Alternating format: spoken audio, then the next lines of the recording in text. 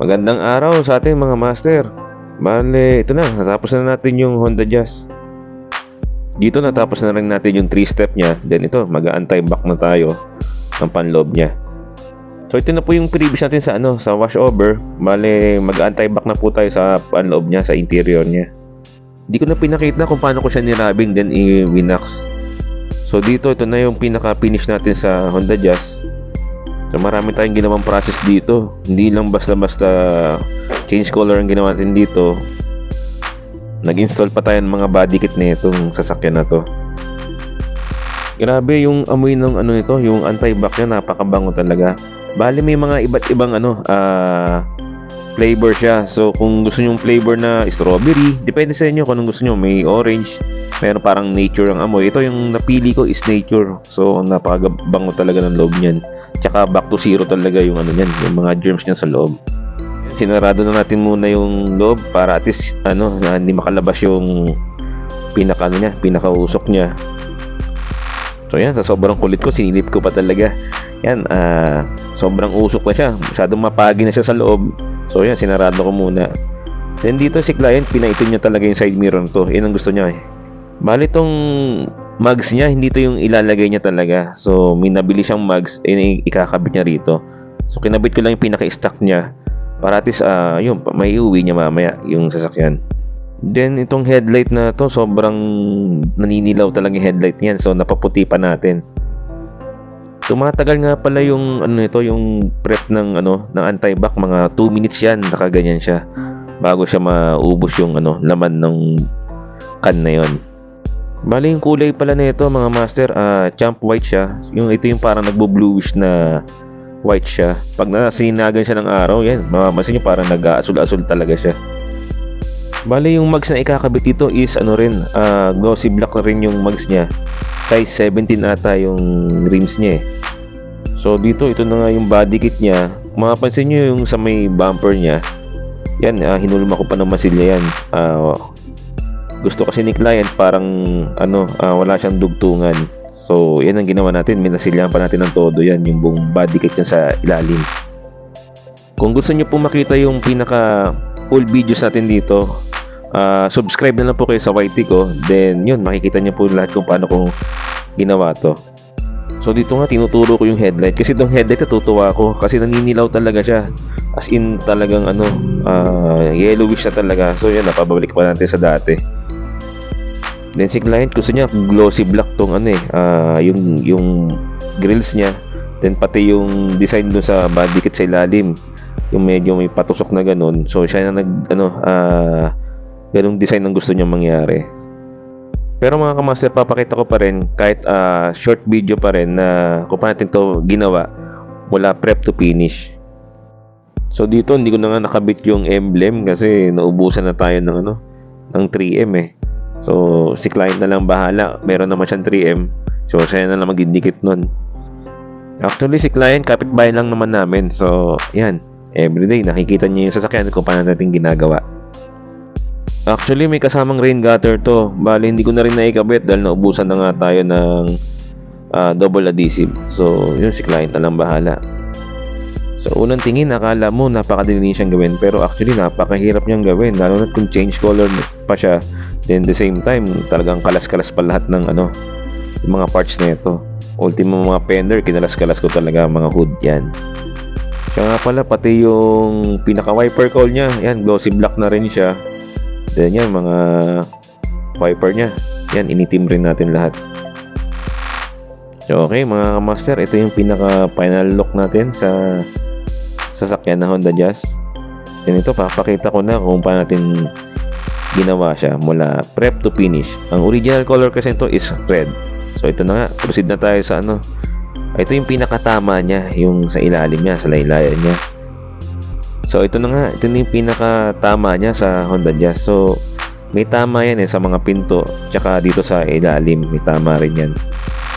Dito nag PDR muna tayo. So may mga konting dent doon sa bubong. So yan, nag PDR muna tayo.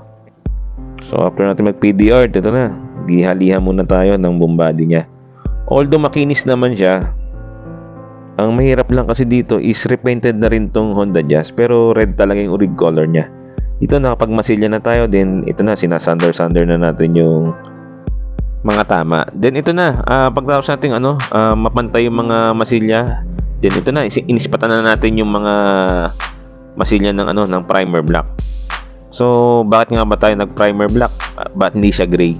Mas maganda kasi talaga pag black po, kasi para iwas paninilaw. Kapag po kasi white ang binuga nyo, may tendency talagang manilaw yung mga inispatan nyo ng mga masilya. Yung kasi talaga yung nagiging cause ng mga paninilaw, yung mga minasilyahan mo. Para maiwasan yung mga paninilaw, ispatan mo yung mga minasilyahan mo ng primer black. Or pwede ka naman mag-primer grade yun sa minasilyahan mo. Then magpopondo ka pa ng black. So medyo mahabang process pa yun. Pinaka the best, shortcut ka na lang sa sa primer black do sa minasilyahan mo.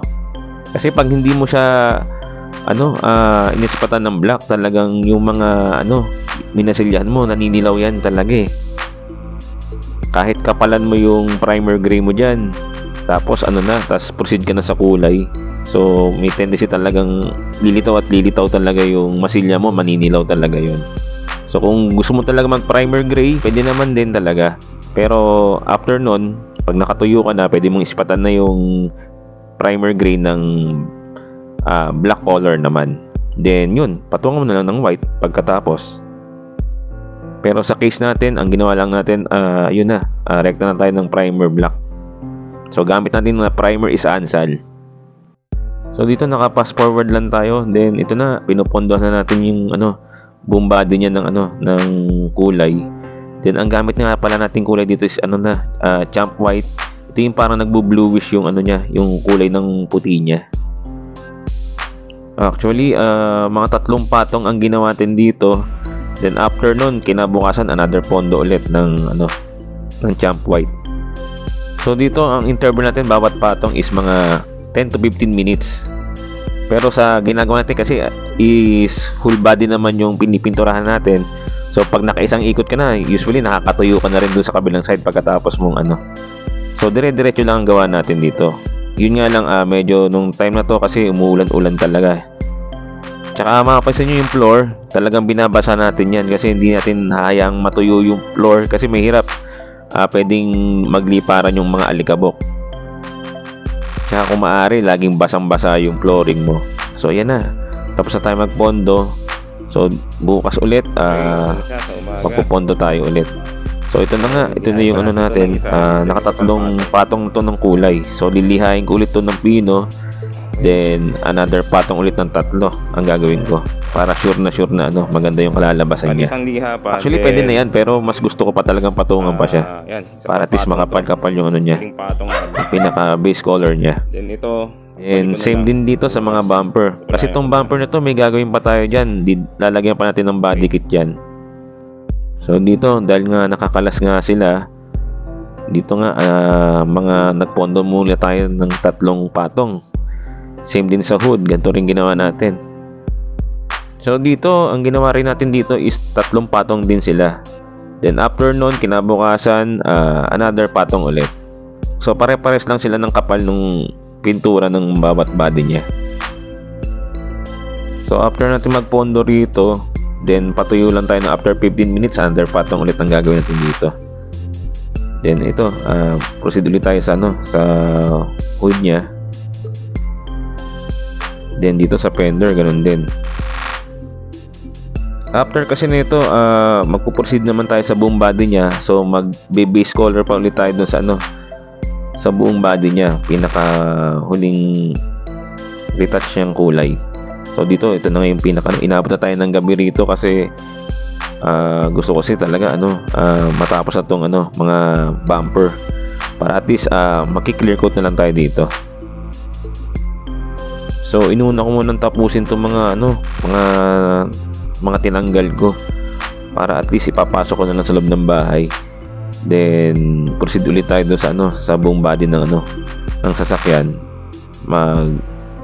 Base color ulit tayo. So yan, tuloy-tuloy lang tayo magbuga. So ayan na nga, ginagabi na nga tayo dito. Kaya mahirap magbuga sa gabi. Minsan may lumilipad talaga ng mga kuli-kulisap eh. Dito na, ito na yung umaga. Kinabukasan naman yung panloob naman tinira natin. Then after natin tirahin yung pinaka-panloob nito, pagkatuyo nito, niliha naman natin yung bomb body. Then after nun, yun na, mag-base color ulit na naman tayo. Pinaka-final na natin yung huling base color na gagawin natin dito. So dito muna tayo sa panloob niya. Actually, ang pinaka plano ko talaga dito is kalasin talaga yung lahat ng pinto nito. Ang problema ko lang talaga is wala tayong pagsasabitan eh.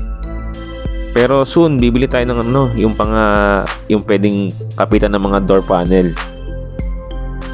Sa ngayon, tiyaga-tiyaga muna tayo ng ganitong spot. Pero mas mainam talaga kung nakalas natin tong bawat pinto. Para at least yung pinakasingit-singitan is mabubugan. Actually, nabugan naman natin. Pero iba pa rin talaga yung nakakalas ang pinto. So, ito na. Pinupunasan ko na yung bomb body niya. Ito yung pinaka-final color natin dito. Yan. Pinupunasan ko ng may kasamang isopropyl yung tubig. Then, ito na yung pinaka-final coating natin ng kulay. Medyo mahirap magbuga kasi talagang iniingatan natin wag magliparan yung dumi kasi nagpupuno tayo ng tubig, then binubuhusan ko yung floor natin para iwas talaga dun sa mga kasi minsan may mga aso rin ako minsan yung mga balahibo nun, kapag hindi mo binuhusan yung floor mo, pwedeng talagang umangat yung mga balahibo nun. So dito dami na rin mga pati panloob. Yan, final base color na tayo. Then after nito, pagkatuyo nito, kinabukasan magki-clear coat na tayo. Lumalabas kasi unang coating ko dito is 3 patong, then dito is 2 na lang ang pinatong ko. So in total, ang pinakapatong nitong kulay nito nasa 5 patong. Pero parang alam ko 6 atang patong na kulay ito eh. Alam ko hindi lang basta 2 lang yung ipinatong ko dito sa final coating. Parang tinatlo ko pa to eh. Para sureball yung niya. So ito na nga, fast forward tayo. Ito na yung kinabukasan na. So after kung dihain siya ng pino na 1,000, then ito na, proceed na tayo sa clear coat. So ito na muna yung unang patong natin ng clear coat. Ilang patong ang clear coat ng ginawa natin dito? Usually 5 pinatong natin dito. Lahat bomb body niya. So, patuyo ka lang ng patuyo. After 15 minutes, bago patong ulit. So, dito, bago ko i-apply yung clear coat, pinunasan ko muna talaga ng na isopropyl na may halong tubig. Para at least, kapit na kapit yung clear coat niya. The same time, para at least yung mga balahibo na kumakapit, dumudulas lang. Tsaka kung may mga oily yung kamay mo, pag napunasan mo ng isopropyl yung body niya na may kasamang, basta haluan yung tubig yung isopropyl, maganda yon kasi para iwas wrinkle yon. Yun ang ginagawa kong procedure pag base color o kaya nag-clear coat tayo. Hindi ako nagpapakawala nun kasi mostly kasi lalo na't kung kinabukasan ka mag-clear coat, hindi dire-diretso. Kapag minsan may humawak dyan na malangis yung kamay, pag nag-clear coat ka, yari ka talaga kasi nagri-wrinkle talaga yon. O kaya minsan yung mga alikabok, pag hindi mo pinunasan, kinabukasan nagbuga ka, dikitan talaga yan, lalo na kung kulay puti yung binubuga mo. So hindi mo rin maiiwasan talaga dahil open naman to, meron pa rin didikit dyan, pero at least nalelesen mo na mo pa rin, na nape-prevent mo pa rin yung talagang sobrang daming nagdidikitan. Pero hindi mo nga maiiwasan dahil open tong ginagawa natin. Kaya kahit pa paano, meron pa rin talaga kahit binabasa mo yung flooring. Pero at least hindi siya ganun ka yung talagang halatang halata. Meron talaga dyan kahit maliliit lang. Pero hindi naman ganun na pinabayaan mo siya na nagdidikitan talaga. Kapag hindi mo ginawa yon, na hindi mo binasa yung flooring, sure ako talagang yung mga alikabok dikitan dyan. Kasi aangat talaga at aangat yan dahil sa usok. Sa lakas ng compressor, yung pressure ng hangin, ang lakas talaga niyan. Aangat talaga yung mga buhangin yan sa ilalim. So, kailangan talaga lagi mong babasahin yung flooring mo bago ka mag-base color o kaya mag-clear coat. Ang puti kasi isa sa pinakamaselan ding ibuga. Dahil, di ba nakakairita pag magbubuga ka, biglang may dadapo na kulisap, ganun. So ito na nga, natapos na natin yung body niya. Then ito na yung dinikit ko na yung pinaka body kit nung nabili namin. So ang gusto ni client kasi dyan, yung, di ba makita nyo yung dugsungan nung ng body kit niya. Gusto niya kasi is parang walang dugsungan na ganyan. So mamasilyahan ko pa ng buo yan. Then yan, may mga bulu-bulutong pa, mga error ng body kit. So gagrinderin ko pa yan. So maraming procedure akong gagawin dyan. Yan, ayaw ni client ng may ganyan. So lalagyan pa natin, tataniman pa natin ng masilya yan. So ako na nga nagkabit dito ng body kit niya sa bumper. Yun na, tinurnilyo ko na lang doon. Then ito, nakaka-challenge kasi ito eh. Actually napakahirap gawin to dahil ang daming singit-singit na mamasilyahan ka dyan. Yan, pupunuin mo ng masilya yan. Then yung mga bulutong sa sa body kit, ayusin mo pa talaga. So dito no choice, niliha ko ulit ang todo yung napondohan kong bumper. Kasi nga nagdikit nga tayo ng body kit. Yan, sobrang dikit na yan, hindi na yan naalog-alog talaga na Kaya pag minasilya mo yan, hindi na yan bubuka. So okay na rin naman kasi nag-fiber pa naman tayo dyan after magmasilya. Kasi yung binili naming body kit, raw talaga eh. As in, pagkahango, ayan, naka-primer black lang siya. Ang gagawin natin dito, ganun din ulit na procedure. So magmamasilya ulit tayo dyan. Ayusin natin tong fiber nya. Baku-baku talaga kasi yung body ng body kit eh. So papantayin mo pa ng liha yan. Then yun, gagrinderin mo pa yung mga parang bukol-bukol dun sa sa mga kantuhan nya. Tulad na ito, dito sa skirt naman, dito, yan yung kanal na yan.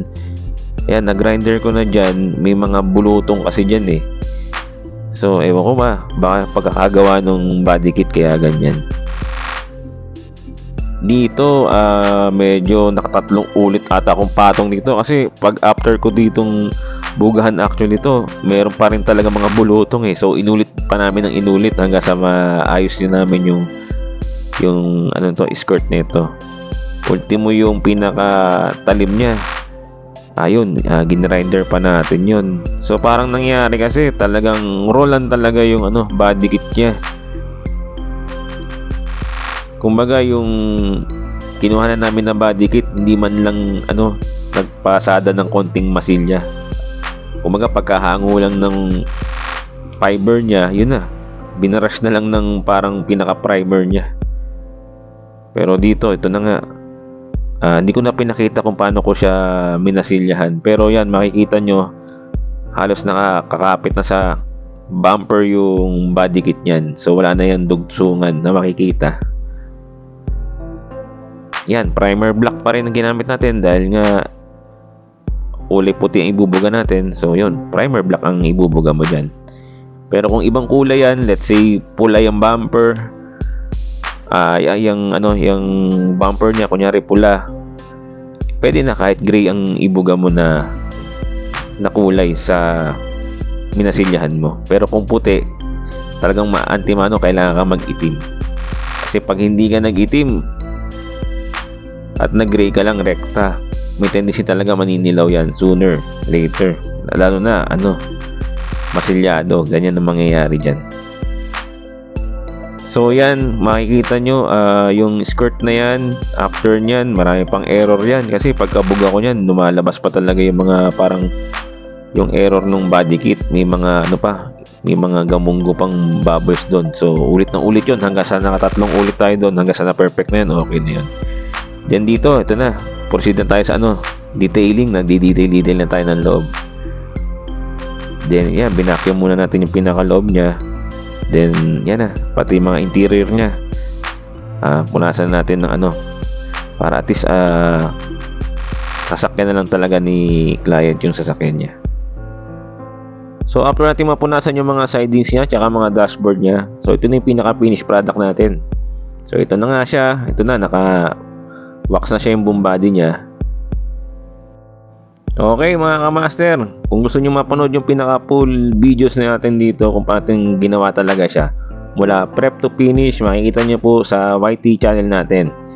Then, yun na nga, kung gusto nyo po magpagawa sa akin, dito lang po ako sa San Pablo City, Laguna. Ayan, ang previous natin, kasama na yung interior detailing, then anti-back na rin natin para at least sulit na sulit yung pagpapagawa nyo.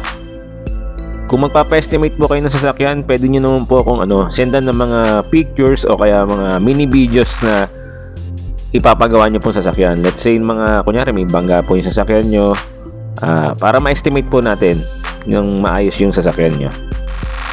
Sa mga gusto pong maka-avail ng anti-back na ganito po, ilalagay ko lang po sa link yung description po para at least kung gusto nyo po order, i-click nyo lang po yun. Ito, pag nalagyan to ng mags nya, popogi lalo itong sasakyan na to. So, okay mga master, hanggang dito na lang. Maraming salamat. Okay? Alright.